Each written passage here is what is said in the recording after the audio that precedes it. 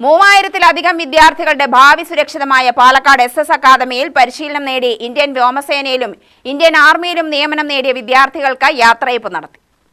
Deputy excise commissioner PK Satheesan ഉദ്ഘാടനം ചെയ്തു.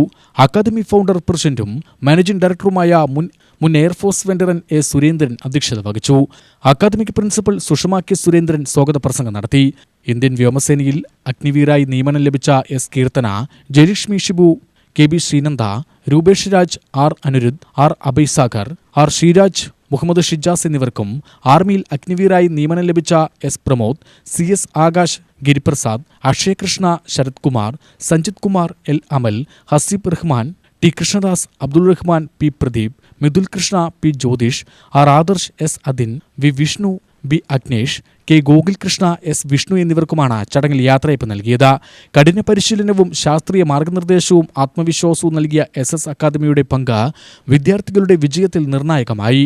Air force association Palakkad chapter president retired flight lieutenant K. Elango, flying officer M. Divakaran, Kerala state ex service league ജില്ലാ president V. Velikutty, ജില്ലാ secretary VS Krishnakumar, programme coordinator V. Krishnankutty എന്നിവർ പരിപാടിയിൽ ആശംസകൾ അർപ്പിച്ചു. വിദ്യാർത്ഥികൾ രാജ്യസേവനത്തിലേക്ക് കടക്കുന്നതിൽ അഭിമാനവും സന്തോഷവും രേഖപ്പെടുത്തിയ അതിഥികൾ അവരുടെ ഭാവി ദൗത്യങ്ങൾക്ക് ആശംസകൾ നേർന്നു. UTV news, Palakkad.